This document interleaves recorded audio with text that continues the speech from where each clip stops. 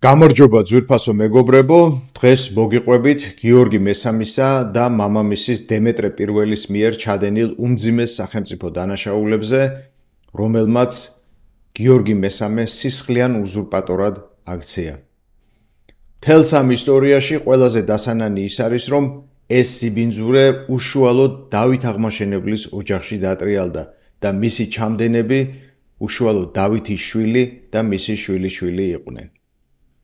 დემეტრე პირველმა ჯერ კიდევ მაშინ ისახელა თავი, როდესაც მამის გარდაცვალებიდან მალევე თავის უმცროს ძმას ვახტანგს, რომელიც არავითარ საფრთხეს არ წარმოადგენდა დემეტრესთვის, თვალები დათხარა. ცნობა იმის შესახებ თითქოს ამის მიზეზი იყო დავითის ანდერძი, სადაც ის ტახტის მემკვიდრეობის წესს ცვლიდა და ამ წესის თანახმად თითქოს ტახტი არა უფროს ვაჟს, არამედ მეფის ძმას უნდა გადაცემოდა. ეს ინფორმაცია არ არის სწორი, რადგან ეს ანდერძი არ არის ავთენტური, არამედ წარმოადგენს გვიანდელ შედგენილ და შესაბამისად ყალბ დოკუმენტს. ამის შემდეგ იწყება ღრმა კონფლიქტი დემეტრესა და მის უფროს ვაჟს, ტახტის მემკვიდრეს დავითს შორის. უცნობია რა იყო ამის მიზეზი. ასევე უცნობია როგორი კაცი იყო დავით მეხუთე. ქართველი მემატიანეები ამაზე გაყურსულები არიან, მაგრამ ყოველ შემთხვევაში დავითი რომ განსაკუთრებულად უარყოფითი პიროვნება არ იყო, ეს სწორედ ამ დუმილშიც ჩანს. ბუნდოვანია დემეტრეს მიერ ტახტის დატოვების ამბავიც. ბოლოს და ბოლოს თავად გადადგა თუ დავითმა ძალით გადააყენა. სხვათა შორის დემეტრეს ბერად აღკვეცის ფართოდ გავრცელებული ვერსიაც ეჭვში დგას. ასე იყო თუ ისე, დავით მეხუთე გამეფდა და მისი გამეფება სრულად შეესაბამებოდა მემკვიდრეობის იმ წესს, რაც დადგენილი იყო ბაგრატოვანთა სამეფო დინასტიაში. კერძოდ იმას, რომ გვირგვინი მამიდან უფროს ვაჟზე გადადიოდა. მაგრამ სწორედ ამ მომენტიდან იწყება საქართველოს ერთიანი სამეფოს ისტორიაში სატახტო ინტრიგების ყველაზე სისხლიანი ფურცელი. დავითის უმცროსი ძმა, მამის რჩეული გიორგი და როგორც ყველაფრიდან ჩანს თავად მამა დემეტრე პირველი იწყებენ ბრძოლას მეფის წინააღმდეგ. მემატიანეს წამოწდა ერთი მნიშვნელოვანი და ამავდროულად საზარელი რამ. დემეტრე ღმერთს ევედრებოდაო საკუთარი შვილის მეფობის მალე დასრულებას. ჩვენ ხო ვიცით შუა საუკუნეების ავტორთა ასეთი ფრაზა, რასაც ნიშნავს.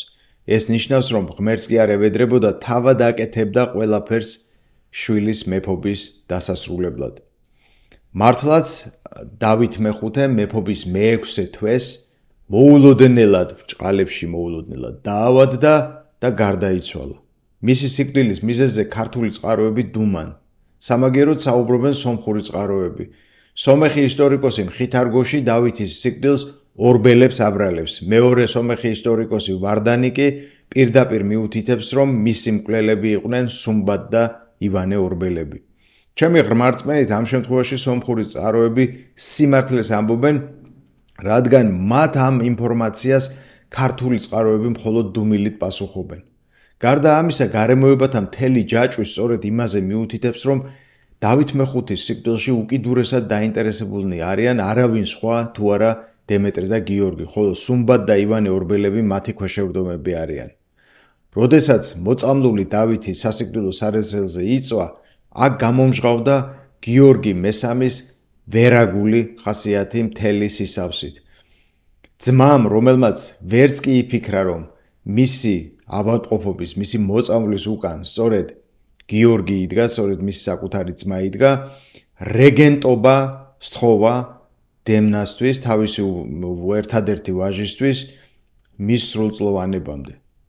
ამის პირობა მიიღო მან გიორგისგან, მაგრამ როგორც კი დავითი გარდაიცვალა, გიორგიმ არათუ რეგენტობა იკისრა საკუთარი ძმისშვილის, არამედ მამამისი მოვიდა მაშინათვე დაბრუნდა ტახტზე დემეტრე და დემეტრემ შემდეგ უკვე მეფე დაკურთხა გიორგი მესამის სახელით. ეს მანევრი მამაშვილს გიორგი მესამის მეფობისთვის ლეგიტიმური სარჩულის შესაქმნელად დაჭირდა. თუმცა ასეთი სარჩულის შექმნა შეუძლებელი იყო, რადგან მოხდა კანონიერი მონარქის დავით მეხუთის მკვლელობა მისი ტახტის ხელში ჩაგდების მიზნით. 1156 წელს მეფედ კურთხეულ გიორგი მესამეს სწორედ ის ივანე ორბელი აუჯანყდა, რომელსაც ხელს ადებენ სომეხი მემატიანეები, როგორც დავით მეხუთის მკვლელს. საქმე ის გახდათ, რომ დემნას სწორედ ივანე ორბელის ქალიშვილი შერთეს ცოლად გიორგი მესამის ბრძანებით და ამით გიორგი შეეცადა დემნას საიმედო გარემოცვაში ყოლოდა, მაგრამ ორბელებს თავისი ანგარიში ჰქონდათ მეფის მკვლელობის უმძიმესი დანაშაულის გამოსასყიდად და აგრეთვე თავიანთი უსაფრთხოების უზრუნველსაყოფად მათ იკისრეს დემნაზე ზრუნვა და ამავე დროს გადაწყვიტეს დემნას კოზირად გამოყენება გიორგის წინააღმდეგ. ასე ჩაება სრულიად ახალგაზრდა და სამეფო ინტრიგებში გამოუცდელი დემნა უფლისწული გიორგი მესამის წინააღმდეგ აჯანყებაში. დემნა, რომელიც ისე მოკვდა, რომ ვერც კი გაიგო, რომ მამამისის მკვლელის ქალი ჰყავდა ცოლად და რომ მისივე მფარველობით სარგებლობდა, წარმოიდგინეთ ამ ახალგაზრდა კაცის ტრაგიკული ბედი. აჯანყება დამარცხდა, დემნა თავად ჩაბარდა ბიძამის და პატიებას თხოვა. პასუხად ბიძამ თვალები დათხარა, დაასაჭურისა და ციხეში გამოკეტა. როგორც მწირი ცნობებიდან ჩანს, ასე დამამცირებლად და სასტიკად დასჯილმა დემნა ბატონიშვილმა ვერ აიტანა შეურაცხყოფა და ციხეშივე მოკვდა. ანუ შეურაცხყოფა მოკლა და არა ფიზიკურმა სასჯელმა. როგორც მორწმუნეები იტყვიან ხოლმე, გიორგი მესამე ღმერთმა იმით დასაჯა, რომ ძე არ არგუნა, მაგრამ ამით დაისაჯა არა მხოლოდ გიორგი, არამედ ბაგრატოვანთა მთელი სამეფო სახლი. წარმოიდგინეთ, დემეტრე პირველმა და გიორგი მესამემ მანამ არ მოისვენეს, სანამ ბაგრატ მესამის და დავით აღმაშენებლის პირდაპირი შტო არ ამოშანთეს. ამიტომაც თამარი ბაგრატ დავითის შტოს უკანასკნელი წარმომადგენელი იყო, ხოლო მისი მემკვიდრეები უკვე სოსლანიან ბაგრატოვანთა სახლის წევრებს წარმოადგენდნენ. დღეს ვერავინ იტყვის თუ როგორი მეფე იქნებოდა დემნა, მაგრამ ფაქტია, რომ ტახტი მას ეკუთვნოდა. ამავე დროს ფაქტია ისიც, რომ თითქოს ბაბუის და მამის მიერ ჩადენილი ბოროტების საკომპენსაციოდ საქართველოს მოევლინა თამარი, რომელმაც ქვეყანა მანამდე არნახულ სიმაღლემდე აიყვანა.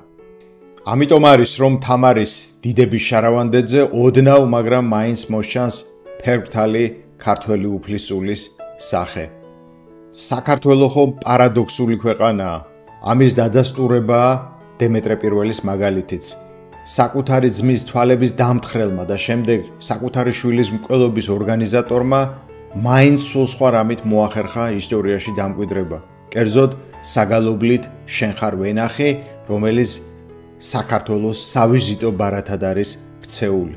გიორგი მესამეს კი მოკრძალებული ადგილი ხვდა წილად საქართველოს ისტორიაში. იგი ძირითადად თამარის მამობითაა ცნობილი, არადა სამართლიანობისთვის უნდა ითქვას, რომ ქვეყნის გაძლიერებაში მას არც თუ ისე მცირე წვლილი მიუძღვის. მეგობრებო, მე შევეცადე, რომ მომეტანა თქვენამდე ეს ფაქტი განსხვავებული რაკურსით და არა იმ რაკურსით, როგორადაც ის ჩანს ოფიციალური ქართული ისტორიოგრაფიის გადმოსახედიდან.